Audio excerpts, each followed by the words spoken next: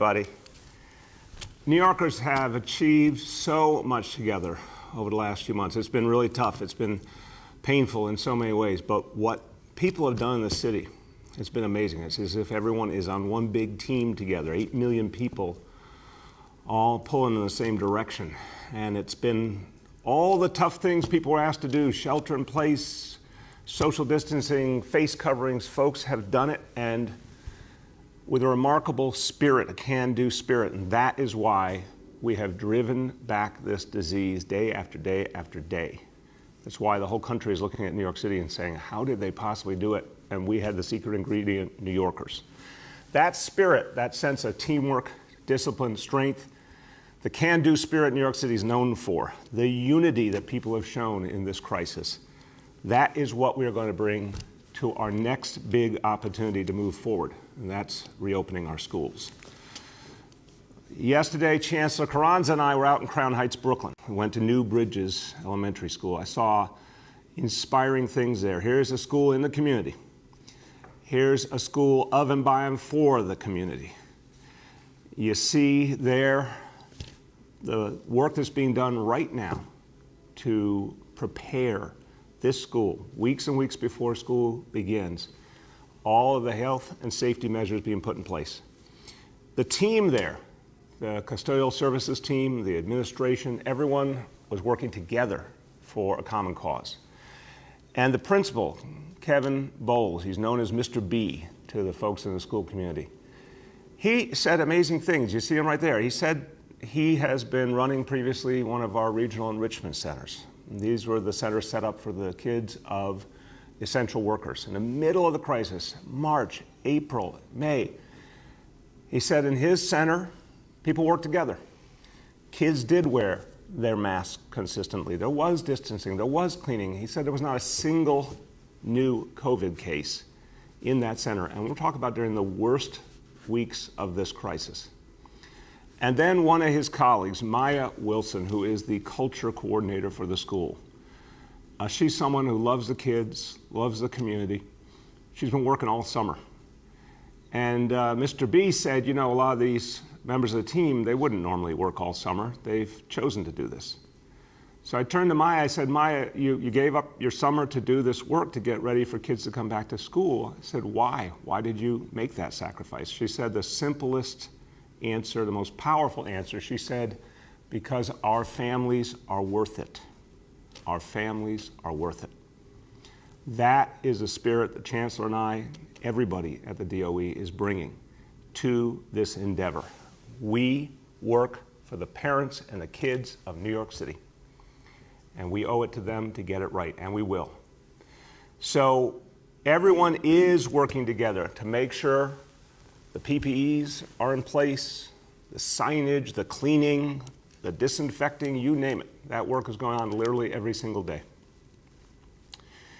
And I want to commend all the public servants who are doing this work. And if you see the folks in your community who are getting schools ready, thank them.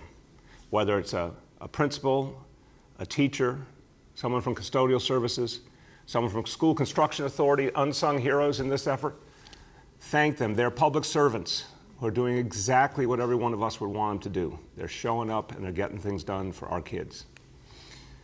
That is what is going to move us forward. And I saw the dedication of our educators throughout this crisis. I know people choose that profession because they love kids. And here's going to be a moment to bring back our schools and address what everyone's been through. It's been tough. We've talked before about the trauma that kids have gone through. It's been tough for so many kids, and being at home with their families and their communities, they haven't had the support they normally get in school. They haven't had the mentors. They haven't had the guidance. They haven't had the educators helping them stay on track. And a lot of them haven't been able to see their friends. And we need to help our kids begin the pathway to life coming back to normal. We need to support them. They've already lost so much. We need to be there for them and help them move forward. And we can, because this city's really fought back this disease. And that's what matters. That's the foundation of all things. So what today we're doing is making very clear to parents, to students, to educators, to staff, that this effort to get schools ready is moving forward every single day. We're throwing everything we got at it. And here is a pledge, putting this out today, back to school pledge. And it's a detailed list of all the things that are being done in every single school to get our schools ready. So every parent, every New Yorker can see exactly what is being done and the level of comprehensive effort, layer upon layer, to make sure we will have the safest school year ever, because there's never been this much investment in all the health and safety measures. And as I've said before, it's going to be tough. And we have to recognize there'll be a lot of imperfections and a lot of transitions, but we also have to aspire to greatness, because we need to help our kids get back on track after everything they've been through. And I have absolute faith in the greatness of New York City public schools. So a couple of things you'll see when you look at this pledge. Every school will have all the personal protective equipment needed, of course, for free, all the hand sanitizer needed for every classroom, all the masks. We want kids to come to school wearing face coverings, but they'll be there for free for any kid who doesn't have it every single day. In every public school building, there'll be a full-time nurse. Every school will be cleaned every day after school and during the day in many ways as well, and the electrostatic cleaning. This is the cutting-edge technology to address the coronavirus. Every school will have it. So we are going to work in a spirit of trust and unity to get this done. And the person who's leading the way, and with tremendous positive energy and spirit as always, is our Chancellor, Richard Carranza. Thank you, Mr. Mayor. I want to echo your sentiments on Mr. B and New Bridges yesterday for a moment. What an incredible experience it was to see a true professional and his team in action, preparing for the school year with optimism and energy and ready to welcome students back. What they showed us yesterday is what every parent deserves to see, deserves to hear, and understand from their school. What is it that's happening in our schools? What is moving beyond just the plan on paper, but to actually implementing what it looks like in the school? What PPE and cleaning supplies are available? We saw that yesterday. How will desks be organized, maintaining social distancing? We saw that yesterday. What are the new rules to keep us safe? We heard about them yesterday. And that's our pledge to the families of New York City, to make sure that they know what this year will be like, not in the abstract, but the firm details. We're a few weeks away from the first day of school, and PPE deliveries are happening every day as we speak.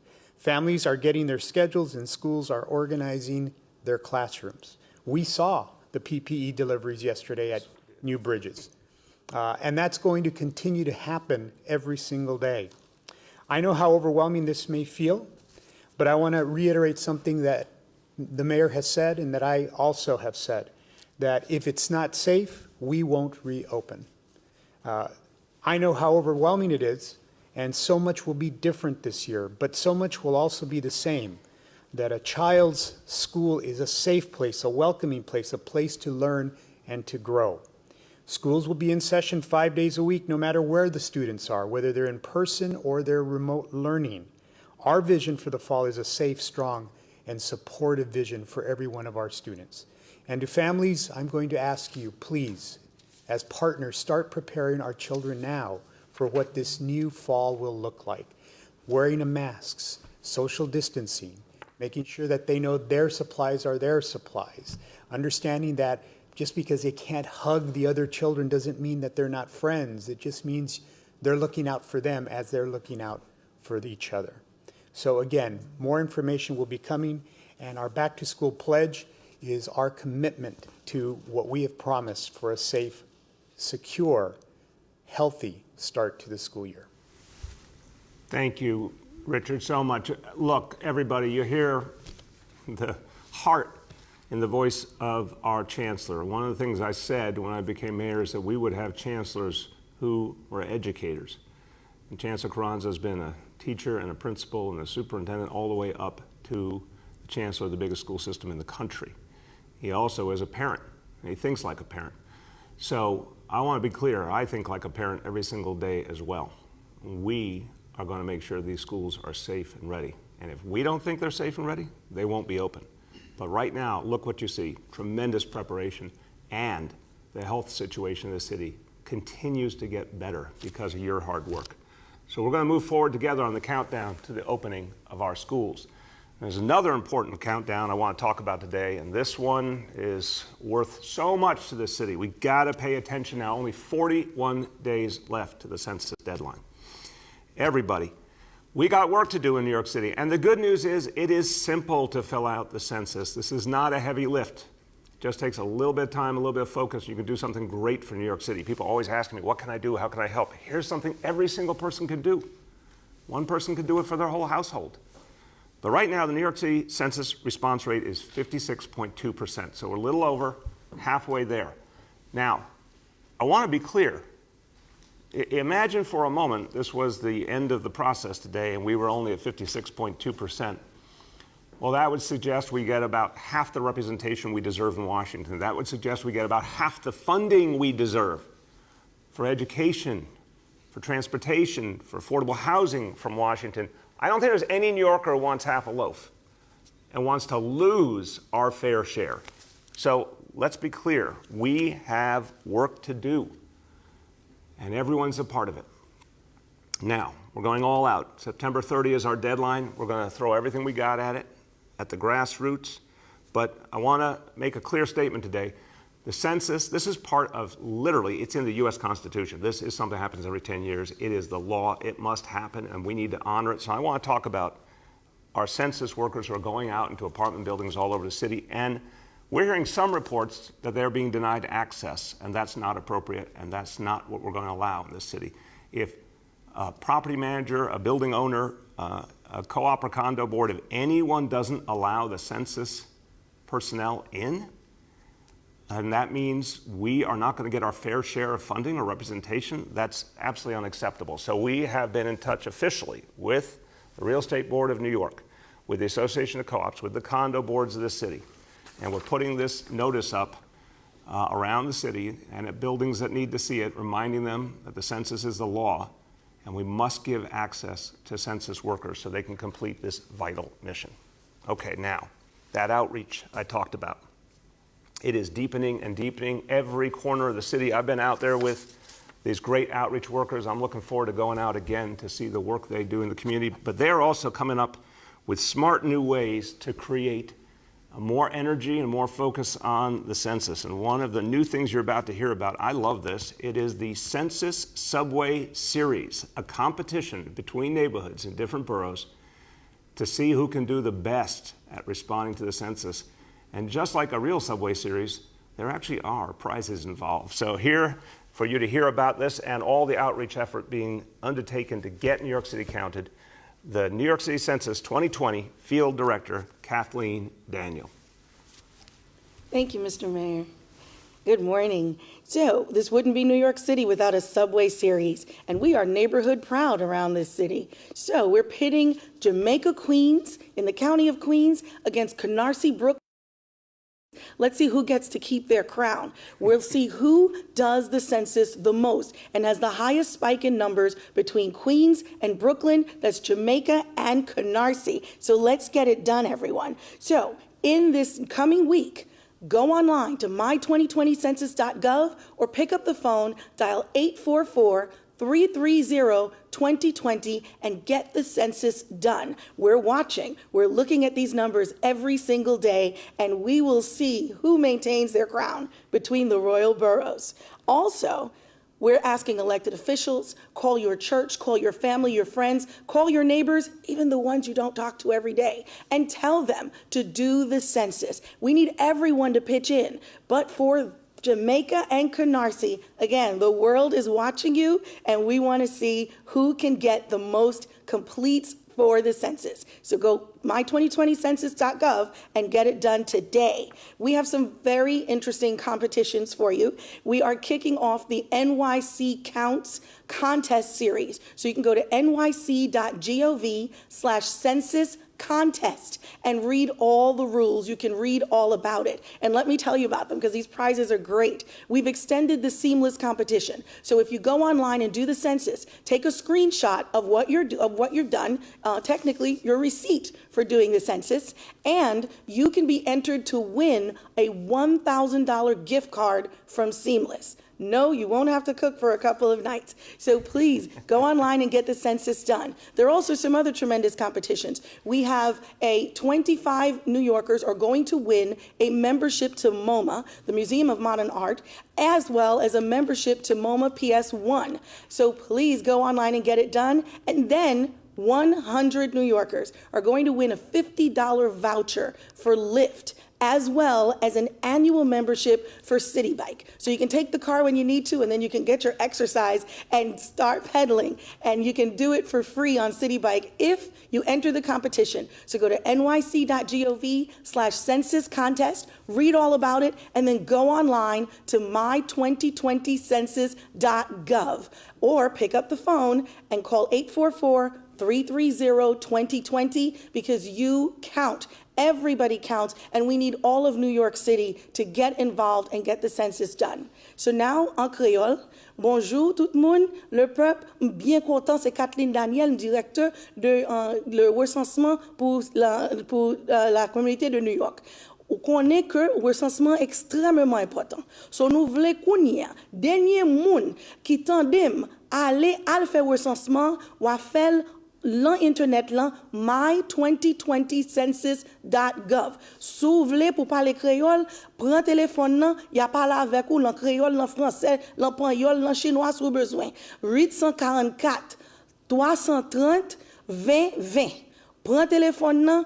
Yo là presque 24 sur 24 à 2 heures du matin yo pas prendre téléphone là mais on relé kounien on faire recensement. C'est très important pour tout le peuple, marquer que haïtien, marquer que là mais marquer que là qui tout gain papier ou pas, recensement pour vous. Et sous faire recensement kounien ou capable rentrer long compétition et New York City pour le bon bel cadeau allant nyc.gov/census contest. Faire recensement, faire aujourd'hui, en nous campant ensemble le peuple, parce que c'est l'unité que nous gagnons la force. Merci. Merci beaucoup. Kathleen, I got the bel cadeau piece. That means a really good gift, right? Yes. A beautiful gift. As you can hear, Kathleen's passion and energy is just as clear in English as it is in Haitian Creole. No notes whatsoever. You did them both beautifully. But what Kathleen's talking about is so important, everyone getting counted. But this is also fun, that there's a subway series. And I love that you call them the Royal Boroughs. Okay, Brooklyn, Queens, this is your moment. Jamaica versus Canarsie. That's a very strong matchup. Everybody, here's a chance to do something great for New York City, something great for your community. And there's some really great prizes. So thank you so much, Kathleen.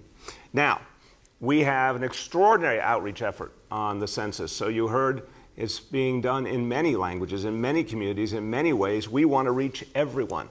And we've had a great partner in this work, the National Association of Latino Elected and Appointed Officials, NALEO.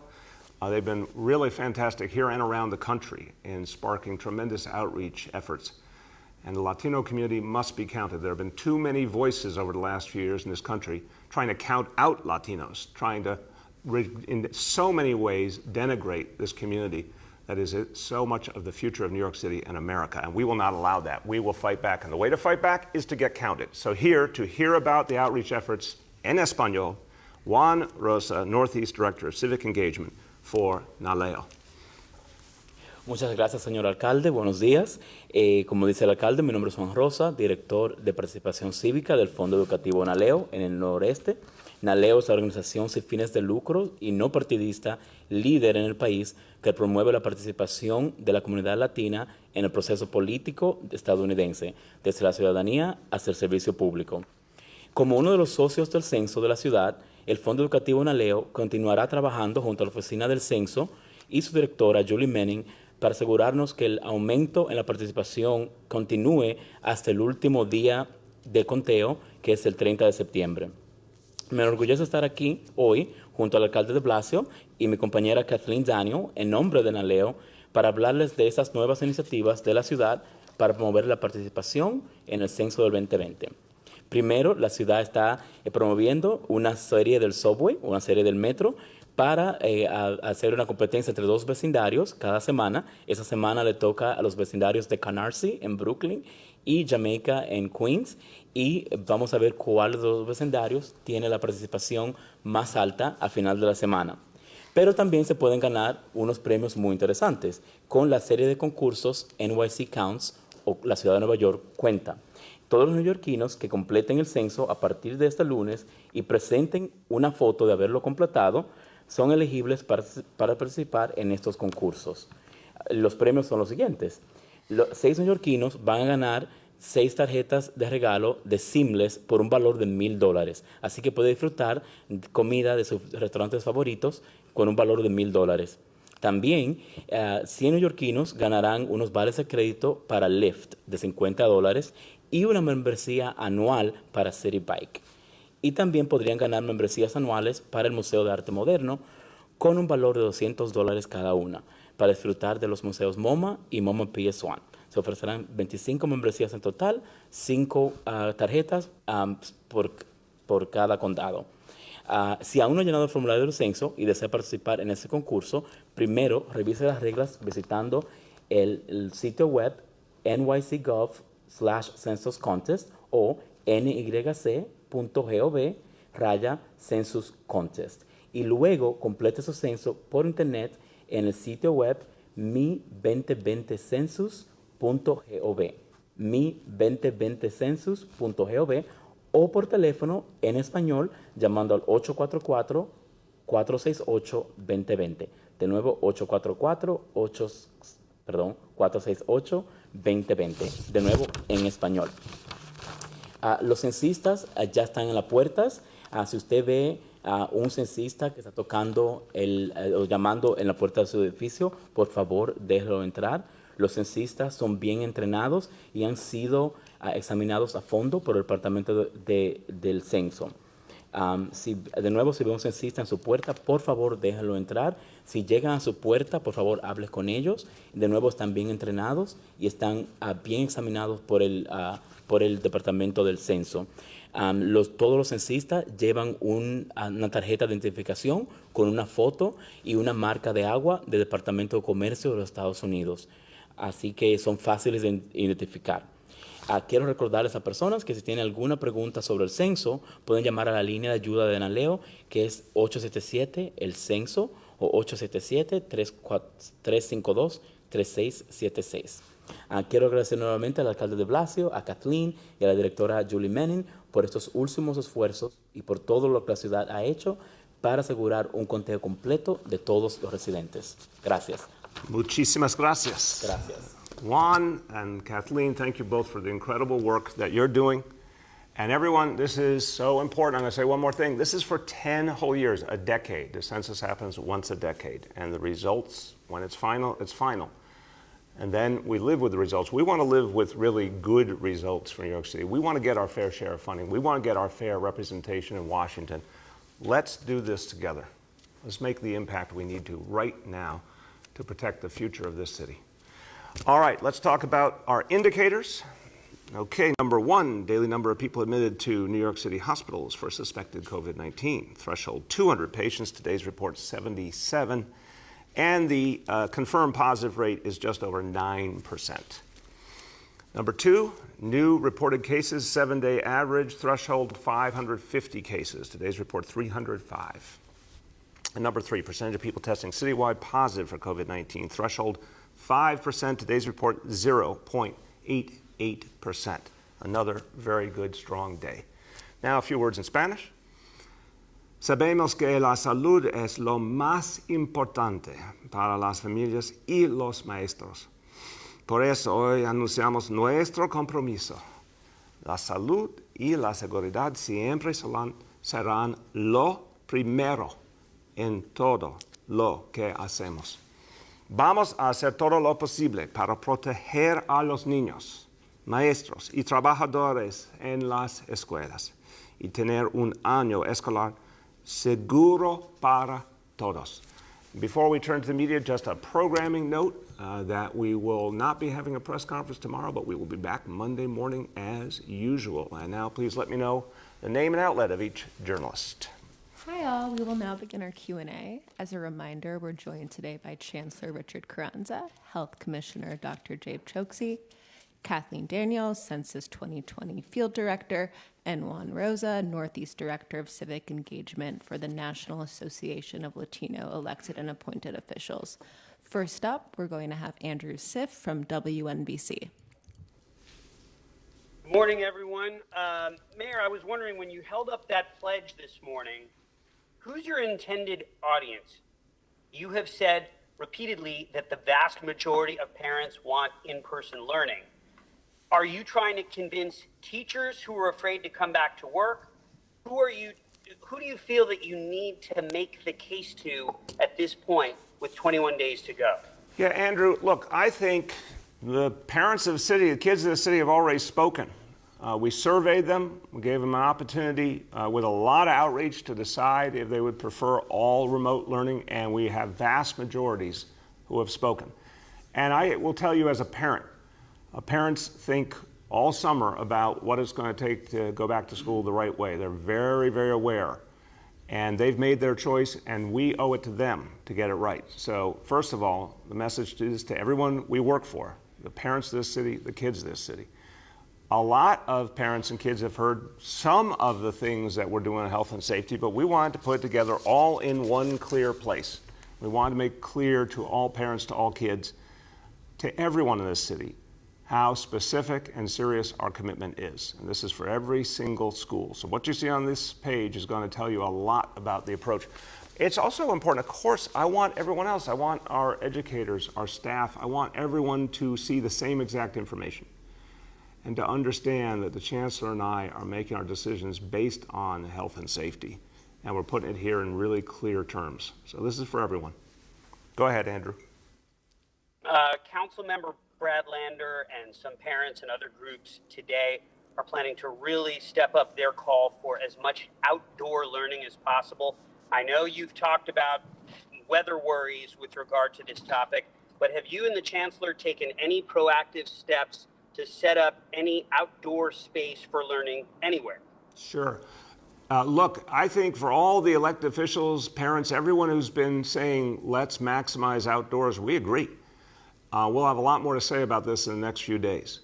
And yes, we are helping and supporting schools that want to go in that direction. But we're going to talk about the way to approach it citywide. But the weather is still the weather, Andrew. I want to be clear. There's a lot we can do with outdoors, and there's some things we can't do. And we always need a fallback for any outdoor option because of weather.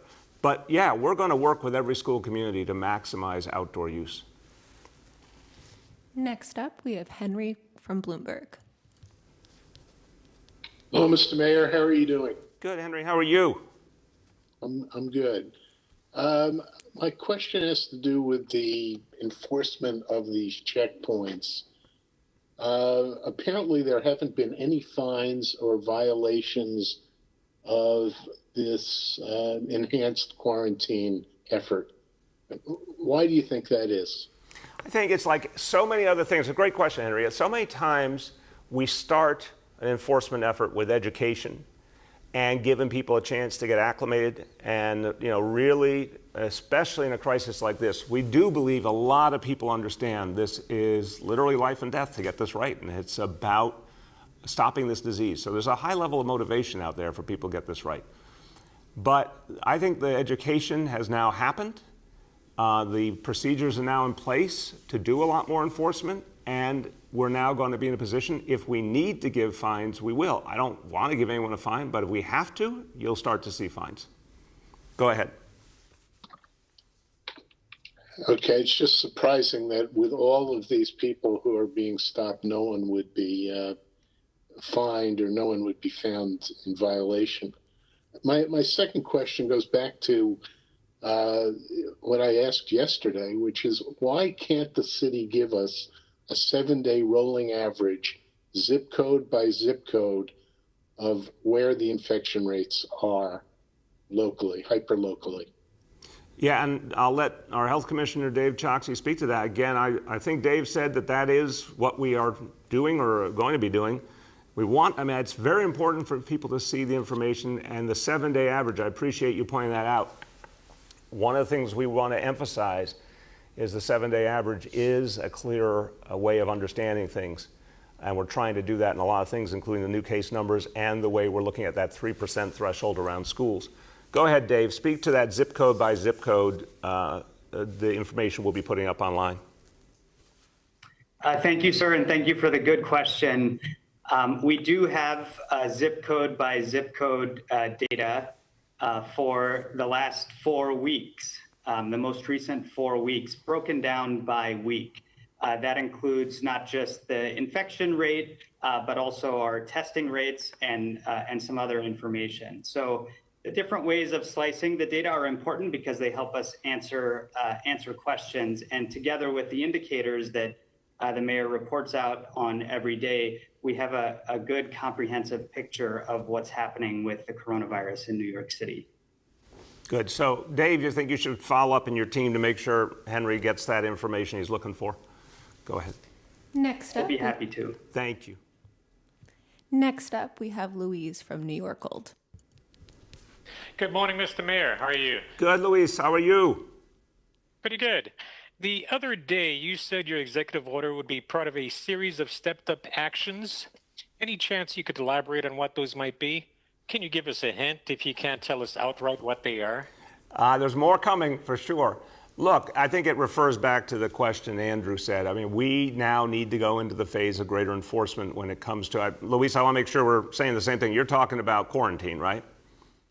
Yes, sir. Yeah, that, again, it was a brand new thing. When the state made this decision, it was absolutely the right decision to say we have a series of states around this country that unfortunately are really in trouble when it comes to the coronavirus. We have to have people quarantined if they come from those states or if our own people go out and visit those states. That's the right thing, and we've all been putting in place the mechanism from scratch to create a viable quarantine structure. And our test and trace corps has done really, really extensive work. Obviously, presence between state and city at airports, train stations, bus stations. We're working with the hotel industry as part of the executive order. Many more pieces coming, the checkpoints. But there will be more enforcement, and we're going to deepen the effort to get every part of the private sector that works with people traveling to be a part of this and to help us on the front end to make sure that people are signing up those forms. Look, the best of all worlds is for someone to have filled out that form before they even come through the border into the 5 boroughs. So that's what we're moving towards, but we'll have a lot more to say on that in the next few days. Thank you for that answer. That same day, Dr. Varma stated that 15 to 20% of all cases in New York City occurred in people who traveled outside of New York City. Might data be available about these people? I mean, regarding their mode of transportation, whether travel was for business or other purposes, were these families or individuals, anything along those lines? Yeah, that's a great question. So first of all, we'd be happy to give you some of the data we have so far. I'll have the team follow up. It's initial data, obviously. This is still very new, and it's imperfect data because we're still perfecting the ways to track each and every person who comes here. But I think a couple of things, and Dave will join in. I think you're not seeing, obviously, a huge amount of tourist travel or business travel compared to what there used to be. I think a lot of it is family-related travel. I think a lot of it, more than we would have expected, was New Yorkers going out to see family elsewhere and coming back. And obviously more car travel than would have been the case in the past. But we'll get you more details on that going forward. I do want to emphasize that, you know, in a funny way, as New Yorkers, we might think a little differently. If you go and visit someone in South Carolina or Texas or Florida, you might think a little differently than if it was a resident of one of those states visiting here. But there's really functionally no difference. If you have spent time in one of those states, you have to quarantine. If you don't want to quarantine, honestly, don't go visit those states. It's pretty straightforward in the middle of this crisis. Dave, you want to add on what we're seeing? Sir, I think you covered it. I don't have anything to add. All right, thank you. Next up, we have Marla from WCBS Radio. Good morning, Mr. Mayor. I wanted to talk to you a little bit about the FDNY EMS potential layoffs. It drew a scathing response from the union, who warned of longer 911 emergency response times. We just got off the phone with the union president, who says they are having trouble with response times now, and with a possible second wave of coronavirus coming, the response times will be even worse. Do you have to lay people off in this very vital sector of the city? Marla, it's a really important question. So I'm going to take a moment to frame this. We don't want to lay off anyone. Let's start at the beginning. We don't want to lay off a single city worker, because city workers do such important work for their fellow New Yorkers, and because we don't want to see another person unemployed in a city that's had so much unemployment last few months. So I don't want to see this happen. I have told all New Yorkers that we're getting to a point where we're starting to run out of options. We all hoped and prayed for a federal stimulus. We haven't seen it. Federal stimulus could save the day here. We should keep fighting for it. The state could do so much to give us the borrowing authority. Long-term borrowing would solve this instantly. And I continue to appeal to the state. We're having conversations with state leaders on this point constantly. The unions have been good partners. We're looking for savings. The union you spoke to and every other union can help us find alternative savings so we don't have to do layoffs. There's many ways to solve this, but if we don't get one of those solutions, we must find $1 billion. We have, unfortunately, a clock running. October 1st is when layoffs will happen. The approximate number is 22,000. Every agency is going to be offered different options if they have other ways of saving money. We want to hear them, because we're looking for every way to avert layoffs. But what we can't do is act like we have money when we don't have it. So my job is, of course, to protect everyone in this city. We're going to make our decisions with that in mind. But we also have to deal with a reality that is really painful and try to find one of these other solutions so we can avert these layoffs. And my second question is directed toward Chancellor Carranza. You warned of 9,000 layoffs at the DOE if the state decides to hold aid to schools, and say this is game over for in-classroom learning. Can you expand upon that and tell us a little bit about game over? So, as the mayor has talked about, we are in a fiscal crisis, and no one wants anyone laid off as we look to come back to in-person learning, especially with less children in each classroom, which requires more staff. Obviously, any potential layoffs would impact our ability to do that in person. Again, this is not something that we want. This is not something that we should even be dealing with at this time. And as the mayor has said, there are other ways of dealing with this particular dilemma. That being said, it's also very important that we're very transparent with our parents, with our community, about the challenges that would be imposed upon the school system if we had to make cuts of this magnitude. So I just don't think it defies credibility to say that a significant impact, financial impact, would not impact what we do in terms of in-person learning. Yeah, Marla, one other point. I really want, I think everyone really hates to think about layoffs. I hate to think about layoffs, but I need people to understand a layoff is a pretty permanent action. I mean, it's, could you one day hire people back? Yeah, but let's be clear, our fiscal situation is bad now, and it probably gets worse next year. So as we strive for stimulus funding, for long-term borrowing authority from Albany, for the unions to work with us to find alternative savings, I need everyone to understand, this is not a furlough. We've got to be clear. A layoff is a permanent action. And you're talking about having thousands and thousands of fewer employees in a lot of agencies. It will change the nature of the city for the long term. And that's why we want to work so hard to avert it. Next up, we have Gersh from Streets Blog. Hello, Mr. Mayor and everyone on the call. How are you? Hey, Gersh, how's it going? It's hard to tell. Every day is the same. Anyway, over the weekend... Gersh, that was a deep observation. I am very deep. I wake up and go to bed, and every day is the same. Anyway, over the weekend, New York One reported that some Surface Transportation Committee members are disappointed by your response to their recommendations. Now, in the past, you have told us that you are in fact considering some of their recommendations, including HOV lanes and taking traffic enforcement away from the NYPD, et cetera. But what's the next step going forward, Mayor? Are any significant changes just something you'll recommend to your successor, or are we going to see some major action in your remaining months? Gersh, I give you credit for consistency. You've asked that question several times. I've answered it several times, so I'm going to answer it again. There needs to be consistency in looking at the facts, in my view. I'm someone who believed we needed to continue to add more alternatives in this city. We have greatly expanded select bus service. We have now added the busways, which is a brand new thing and something I think is going to have a big impact. We announced, obviously, last year what we were doing on 14th Street. That's now permanent. Now we announced more busways. I think that's a really exciting, positive addition. What we've done to expand City Bike, what we've done with NYC Ferry. This, to me, is the beginning of a lot of other things that we need to do, and where you and I think would agree energetically is that the future of New York City is not about the automobile, it's about mass transit and lots of transportation alternatives. So that's the direction we're moving in. And yes, I'm a big believer in HOV lanes, and that's something we're looking at right now. Everyone, we appreciate the advice from everyone, but we already are there in terms of wanting more and more alternatives, more and more options, and we're going to be working on them for the next 500 days nonstop. Go ahead. All right, let me ask a specific follow-up then. One of the recommendations is to create more space for pedestrians and cyclists on the Queensboro Bridge, which the Department of Transportation says it can't do because it would need a security fence. Now, this week, 2 members of the City Council have told Streets Blog they'll pay for that security fence out of their discretionary capital money. So will you accept that money, build the fence, and double the pedestrian and cycling space on that vital span?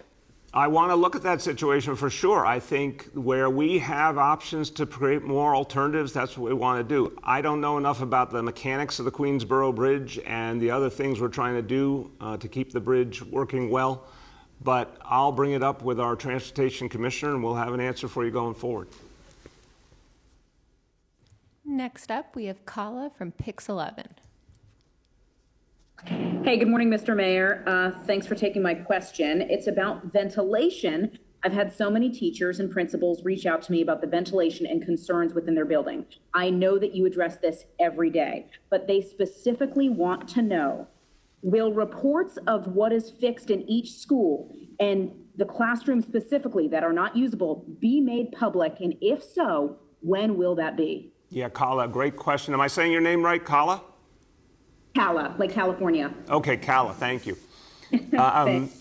Yeah, I think that's the concern you're raising is right on, and the answer is exactly that. Yes, what we're going to be doing is giving a constant scorecard and update about each school.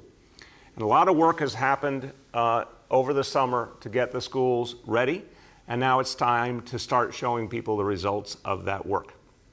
Interesting thing, Kala, is some of it is more advanced and technological. Some of it's really old school.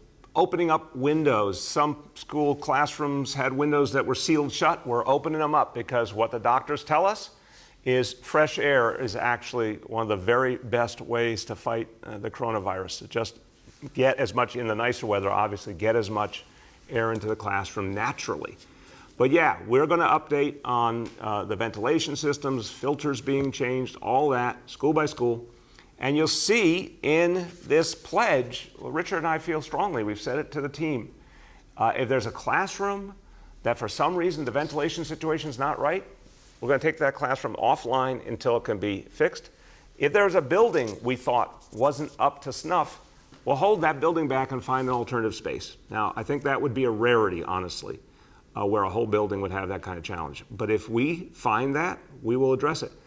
But Kala, one more point, 3 weeks, I know everyone's understandably anxious, but when folks are working nonstop and a lot of a team out there working on these issues, 3 weeks is actually a long time to get a lot of stuff resolved.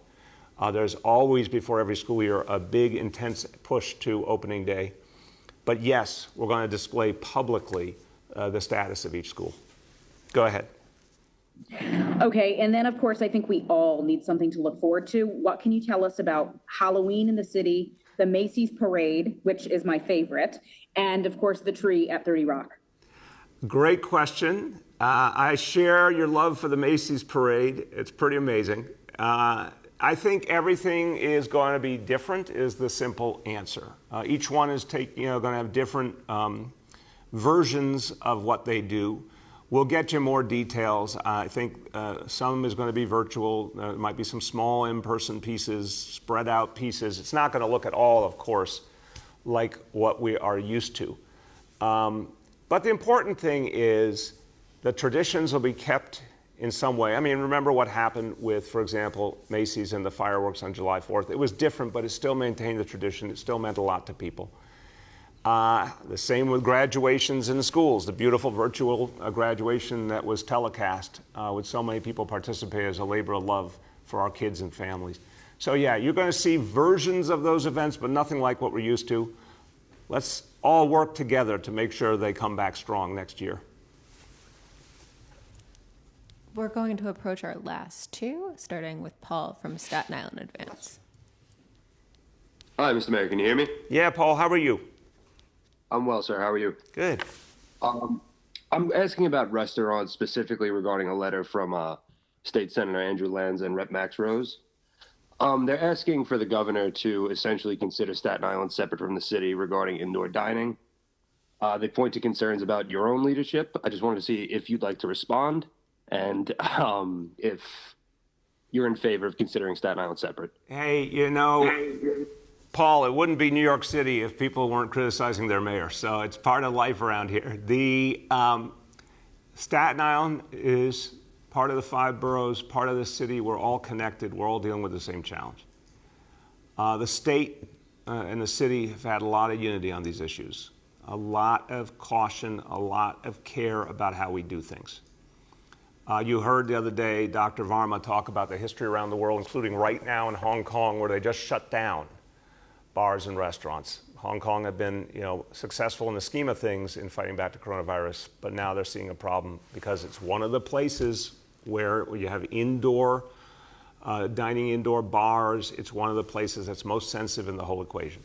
So I think every piece of this, the whole city is going to be treated as one. I believe the state has always seen it that way as well. And it's about health and safety first. Now, all the people in the restaurant industry who understandably are concerned, for all the people who depend on those jobs and we want them to have those jobs. Look, from the very beginning, takeout and delivery have kept going. We added outdoor dining, which almost 10,000 restaurants have taken advantage of. In fact, more are taking advantage of it all the time. That will be coming back next year. So all the investments that restaurants put in this year, they'll be able to carry through to next year. We are working all the time to see if there's things we can do to provide more relief. The best thing we can do is actually fight back the disease. If we kept pushing back the disease, that would open the door. So it's a little bit of chicken and egg. You take too many chances, you move too fast, you make the wrong decisions, the disease come back, then you're of course not going to have indoor dining. So I think the cautious strategic approach is actually the best way to get to indoor dining again one day. But all of us are in this together. Go ahead, Paul. And just to follow up on that, regarding, again, indoor dining, do you have a timetable? I mean, we've been in phase 3 since early July. Is there any sort of date you're looking at where a decision might be made on this? No, we've been really clear, and I'll have Dr. Choksi chime in as well. We are looking at it all the time because we know it means so much to everyday New Yorkers, particularly the folks who depend on it for their jobs. But we have to see a lot more improvement in fighting this virus before we could consider it, because it's literally one of the most sensitive pieces of the whole equation. So no, there's not a timeline, but we're always asking ourselves the question, what would it take and can we get to that point? Dr. Choksi, you want to add? Mr. Mayor, I would just add, as you said, I have a lot of sympathy for the challenges here. I think about some of my own patients whom I've cared for at Bellevue who are restaurant workers. So I understand that. But at the same time, the health and safety of those very same people, as well as all of the rest of New York City, are paramount in our approach. And we have seen, in many places around the world, how indoor dining has been tied to outbreaks and in some places resurgences as well. So it's an area where we have to be careful in weighing the different factors. For our last question, we'll go to Steve from Westwood One News. Hey, Steve. We have a tech problem. Let's try that again. Steve, can you hear us? No. We cannot hear you, Steve. Next up, we'll go to Amy Zimmer from Chalkbeat. Amy. Hi, thanks for taking my questions.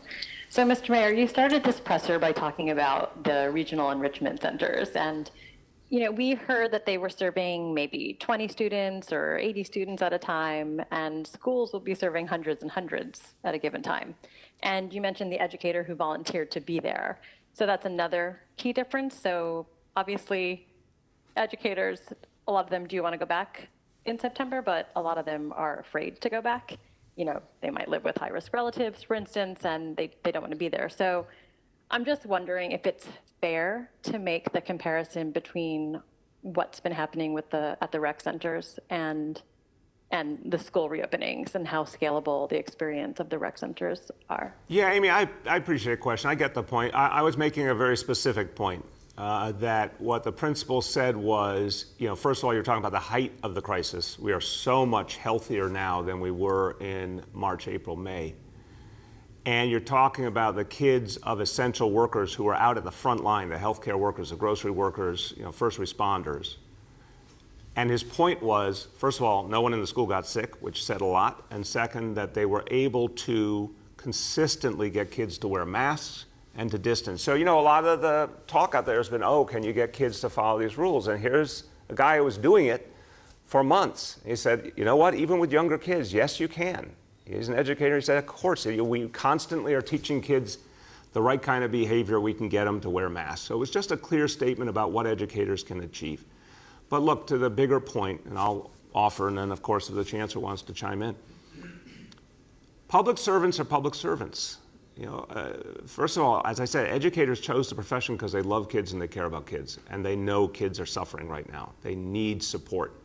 They need what educators can give them. They need what positive adult role models and counselors and folks who give them mental health support, they need that desperately. It cannot be done the same way remotely, even slightly. We may be talking about a vaccine in, you know, 5 months, 6 months, 7 months. We may be talking about the whole school year we don't have a vaccine. Imagine kids going another full year without the best quality education that can only be provided in person and the support that educators and school staff give. I'm very worried about that, what that would mean for them, for the kids, and for the future of the city. So now it's time to say, you know, public servants rise to the occasion and answer the call. Our transit workers did, our first responders did, our healthcare workers did, grocery workers did, public servants show up and serve people. That's what our constituents depend on. That's what parents and kids believe we are here to do, and certainly taxpayers as well. So it's a moment to be there for our families. I really echo what Maya said at the school. Our families are worth it. Go ahead, Chancellor. I wouldn't add anything, sir. Okay, thank you. Go ahead, Amy. Okay, so for the next question, it's for the Chancellor. Last night at the PEP meeting, you said that delaying the start of school sounds like good practice, but that the state could withhold money from the city for not holding the mandated 180 days of instruction. So it's our understanding from NYSED guidance that districts can request a waiver for this requirement. And we just wanted to know, has New York City requested a waiver or is considering to do so then the city could delay the start of school? So yes, last night what I was talking about is that the more time we have with educators and to practice the safety protocols, to set up classrooms, that's always good practice. That was really the context of my comments. We are in conversations with the state education department. I've also been meeting with the other superintendents of the Big Five school districts in New York State. And we're also collaborating around what that's going to look like. So there are active conversations about what that could be. But again, nothing definitive yet. We'll have more to say as soon as we have some more definitive information. Okay, as we wrap up today, everyone, I just want to finish where I began. Extraordinary unity, teamwork, spirit, sense of purpose has pervaded this city over the last 6 months. And that's why we have made the progress we've made on healthcare. We're going to bring that same indomitable spirit, that New York spirit, to the work of opening our schools safely, opening our schools in a way that really supports our kids and families. That's what we're all going to do together. And I have a lot of faith in our educators. I have a lot of faith in our school staff. They know how important it is to be there for our families. In the end, think about it. When we support our kids, when we really give them what they deserve, we build the future of the city. There's been so much talk in the last months, rightfully, about the disparities that have been clear in this crisis. One of the best ways to fight those disparities is to keep uplifting and supporting the children who go to our public schools. We're going to change New York City for the better. We're going to create a more fair and equal city. It starts in our public schools. So we are doing the work to be ready and to be ready safely in September. Thank you, everybody.